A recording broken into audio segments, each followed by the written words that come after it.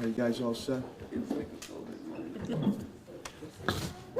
Sorry to keep you waiting, and I'm joined by Executive Director of the Springfield Regional Water and Sewer Commission, Josh Schimmel, who will be speaking, Superintendent Dan Warwick of the Springfield Public School Systems, Police Commissioner, Fire Commissioner B.J. Calvi, and Health and Human Services Commissioner Helen Carlton Harris, and I know that City Council Attorney Mike Fenton is also here. Our number one priority is always the public health and safety of our residents, and this has been foremost on my mind since late this afternoon when it was found that we had a big water main break, which Executive Director Schimmel will go into, and they worked very, very hard to curtail that. The major thing here is that, and we worked together with DEP and Water and Sewer in my office and all the other officials here. When the water started, the pressure started to go down, I want to commend Fire Commissioner B.J. Calvi. We had ordered a water truck from Westover, I believe, just to God forbid that the fire had occurred. Water and Sewer, Josh will go into it. The yeoman work to find out where this break was. The major thing right now in working with DEP, out of the abundance of caution, because we want to make sure the safety of our residents here in the city of Springfield, there's a boil order on for right now, which Josh and Helen can go into, which would probably obviously be for today and tomorrow. And hopefully, they already tested once, hopefully this can go by the wayside as early as Thursday. In the meantime, in consultation with Superintendent Warwick, schools will be canceled for tomorrow. We're also, Commissioner Helen Carlton Harris and I, working with the District Chief, Emergency Preparedness Director, Ty Denson, and I just got a call from Governor Healy. Maura just called me a little while ago. As you know, she's dealing with Leominster situation with Dean Mazzarella, what they're going through out there, to offer any help or any assistance.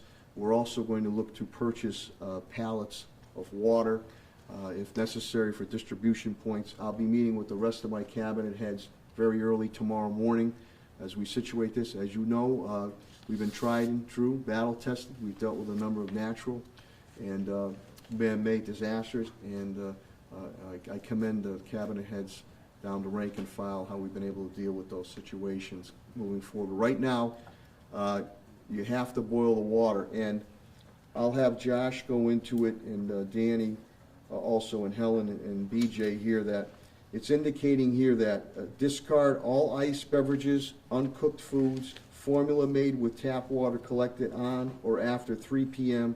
September 12th, today, 2023. That should read on there. The other thing is that you cannot, you shouldn't be cooking with this. You can shower, but you can't do anything to intake of that water. Your eyes or anything like that, brush your teeth, that cannot be done. And I think it's also important to put forward that we'll get through this. We're going to let you know. I'm going to turn it over to Josh now. What happened, what we're going to do about it, and we're going to get through this hope, working together. But the major thing, no school tomorrow in Springfield. We'll see what happens for Thursday. And boil water order is in effect right now until further notice. Hopefully that can be lifted in the very near future, working with Josh and DEP.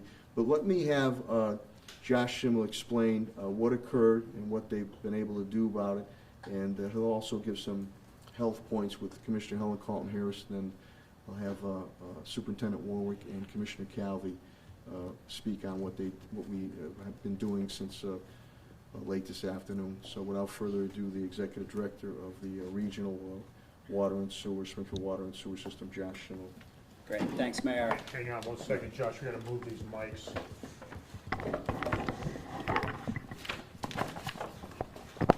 Got nothing? You good?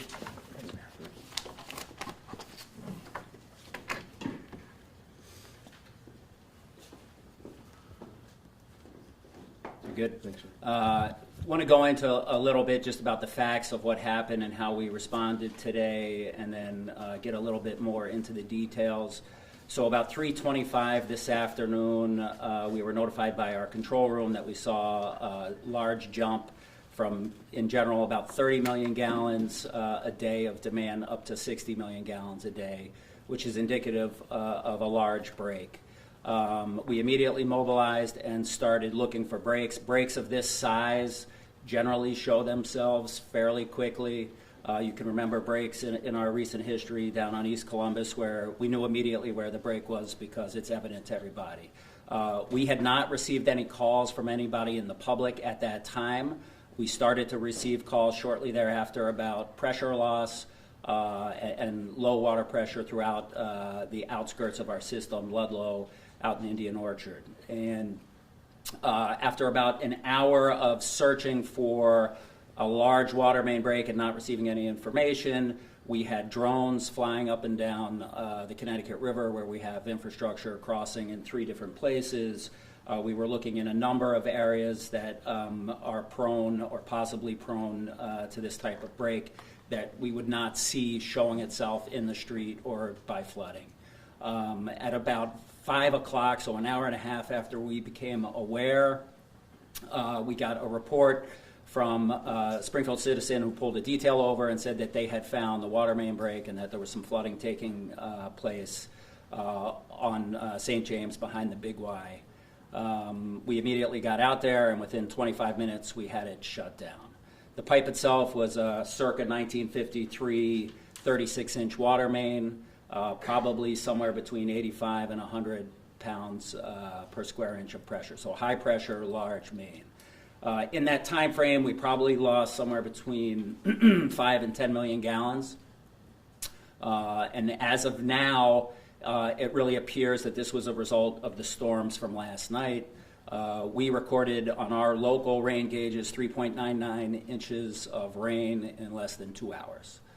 It appears as if a culvert must have gotten plugged and then backed up in creating a pond, essentially.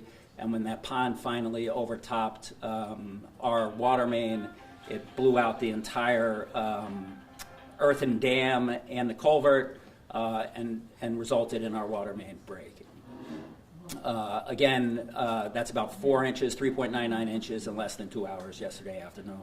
I think the brook itself must have been totally clogged from going through the culvert, and it took till this afternoon for it to actually overtop and cause the damage. That's what it looks like. From the onset, we've been in communication with the mayor and his team, and more importantly with DEP pursuant to our regulatory framework. And we've been working with them from the time that we knew we had a water main break and couldn't find it until just in the past hour when we agreed upon what the procedures are going to be moving forward. That includes a boil water, as the mayor has said. Probably about an hour ago, we did a press release that's now available certainly on our website and on all of our social media. We have our answering services, answering calls. We did receive during the course that first hour, our phone system got overwhelmed. We received thousands of calls about low pressure. So in consultation with DEP and out of an abundance of caution, we did not lose pressure throughout our entire service area. Our wholesale customers did not lose pressure. They were in contact with DEP, and DEP was satisfied with the pressures they had in their systems. But Springfield proper and Ludlow pressures dropped in some locations below 20 psi, which requires DEP notification and a boil water order. The reason that is because the drop in pressure can actually draw things into the water system and cause contamination. So in an abundance of caution, we're doing a boil water order. We did not lose treatment. We did not lose disinfection or chlorination during any point in this time. We continued to treat water and treat it effectively, and so that is continuing right now and continued through the event. We also have initiated our first round of sampling. It's required to have 2 days worth of sampling, so we were able to get our first sampling. Our crews are out there right now doing the sampling. We'll have that completed before midnight tonight. That'll be day 1 of sampling. It's a 24-hour incubation period. to read that sample. Tomorrow morning we will take the second sample, and it'll be 24 hours from then. And if we get a passing sample on our day 2 sample, we should be lifting that boil water order hopefully Thursday in the morning. And again, a reverse 911 call has gone out to all the residents of the city of Springfield about the boil water order. I want to commend Josh Schimmel and his team. They were, once they were able to find that break, within a half hour or so, Josh, they had that break under control. I don't think we've detected any, again, this abundance of caution for Josh, myself, Superintendent Warwick, Commissioner Carlton Harrison, Fire Commissioner B.J. Calvey, public health, #1 priority for our residents. So I don't think we've detected any type of bacteria thing. But Josh, go ahead. I know you want to say. Yeah, just a couple more things, and Mayor, you had touched on this. The notice itself goes into the details, but again, if you boil the water for 1 minute, it is safe to drink once you let it cool down, and then you can use it for any of the domestic reasons you need. Your toilets are fine to use.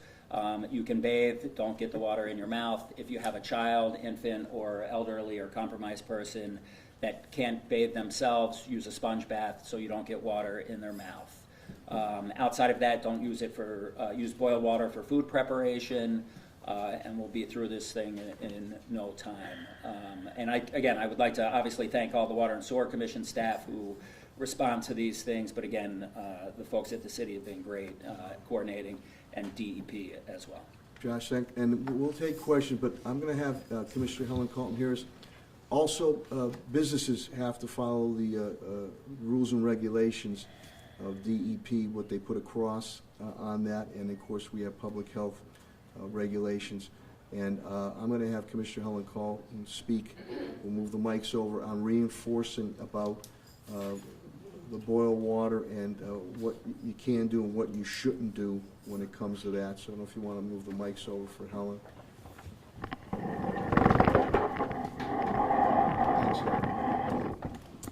Thank you very much. Our primary concern, obviously, is the residents of the city of Springfield. So it's very important that I reinforce what has already been said. Boil the water or use bottled water for drinking and food preparation. Mixing a baby formula, making ice, washing food, washing dishes, brushing teeth, or any other activity. So the goal really is to understand that our residents for a couple of days may be a bit inconvenienced. We will meet and talk about how we can assist our residents from a public health perspective and a citywide perspective. Let me reinforce what the mayor has said. Businesses must adhere to these regulations as well. When we talk about food preparation, we're not just talking about residential homes. We're talking about food preparation in restaurants, anywhere water, beauty salons potentially, barbershops. Think about where places where water is used for very specific purposes, and we are asking that for the next couple of days that these standards be adhered to. It's very important that we put out front our real concern and that we want to make sure that everyone is safe. And as the mayor always says, we will get through this together. Thank you. Thank you, Helen. I also want to thank my Chief of Staff, Tommy Ash, who was coordinating this as we were moving around the polls today. And again, as Helen and Josh said, Hang on. then I'm going to turn it over to Superintendent Warwick and B.J. Calvey. Boiled or bottled water should be used for drinking, making ice, washing dishes, brushing teeth, food preparation until further notice. Hopefully this will be a short time frame. Again, boiling the water kills any type of potential bacteria that could be in there. Boiled water is safe to consume. It's safe to consume, as Josh indicated, it needs to be boiled for 1 minute and it needs to be cooled. Again, I'll be meeting with the rest of my cabinet heads early tomorrow morning. We're hopeful that this challenge that we face will be done within a day or two, but we're going to be prepared. We're going to be purchasing pallets of water and working with MEMA and, again, District Chief Ty Denson, who's emergency preparedness. And if we have to, as we've done before, we will work distribution centers around the city. Schools are, extremely important. Superintendent and I were on the phone back and forth just up to minutes ago, an hour ago, seeing how we could probably facilitate schools. That's not going to happen for tomorrow, but I'll let Superintendent Warwick speak about that. As the mayor said, we always take care of the students and staff first, and the safety of our students and staff is number one. So out of an abundance of caution, we're canceling school for tomorrow. We're hopeful we'll be back in on Thursday. Thank you. And again, to Fire Commissioner Calvi, we're in contact with Chief of Staff Tom Ash. God forbid there was a fire. Commissioner Calvi moved very quickly to secure a water truck from Westover, so when pressure was being lost at the time. Commissioner Calvi? So I started receiving reports about 3:30 of the drop in water pressure. I immediately contacted Executive Director Schimmel. We had a quick conversation on the phone and did a quick assessment of the pressures we had in the system. I touched base with some of the surrounding fire chiefs and came up with a quick plan about getting some tankers into the area in case we needed to start shuttling water. We called a tanker from Westover to go to the Mason Square station. That gave us 2,500 gallons of rolling water. In case we had a working structure fire in the city, we could respond that to the fire. I also contacted the state fire marshal and got the part of the mobilization plan going to get a tanker strike team moved into the area, coordinating with the Longmeadow, East Longmeadow, Agawam, and Ludlow fire chiefs, because they were also losing water pressure in their system. So we did a coordinated effort to make sure we had plenty of rolling stock water in the area available in case a structure fire was to happen in any of the communities. When I got word of the water break, I went out to see if there's any assistance we could give Executive Director Schimmel, and then I was on scene as they closed the leak, and we were getting updated pressure readings from his crew as to when we thought we could get the tankers out of the area and go back to normal operations. So by 6 o'clock, we'd released the tankers that we had on standby, and we're back in normal operations for City Fire Department. Thank you, Commissioner Calvi. Director Schimmel has a couple of statements on discolored water. And Yeah, let's want to just go back to the areas that are affected. So the boil water order is for our retail customers in Springfield and Ludlow. It is not in any of our wholesale communities. So we're talking about customers who receive water directly from us and pay a bill to the Water and Sewer Commission. There are a handful of customers that are bordering on towns that receive our water directly. Those folks will be notified through the automatic notification system and will also be boiling their water. So if you get a bill from the Springfield Water and Sewer Commission, you should be boiling your water until further notice. And again, we're hoping that gets raised on Thursday morning. Also want to talk a little bit about discoloration. So when you have a main break of this size, and again, we lost probably 10 million gallons in 2 hours, that has a tendency to scour the pipes within the system. So you do see some discoloration in water. You see that sometimes when we're doing our routine maintenance and flushing through hydrants as well. So boil your water for 1 minute and it is safe to drink. If there is discolored water, which I'm sure mostly we've been getting low pressure calls, tomorrow we'll be receiving some discoloration calls. That is not reflective of poor water quality. The issue right now is that there's the potential contamination, again, potential for contamination, and so out of an abundance of caution, we're doing a boil water order. And I'll emphasize again, not all sections of Springfield experience low pressure, but because it's impossible to isolate certain sections and boil in one neighborhood and another without having detailed information, we, in consultation with DEP, said we're going to do a system-wide boil water order. We do have modeling that's taking place overnight to help fire officials understand if we have areas of low pressure. We do have a large 36-inch water main that's going to be offline now for a period of time.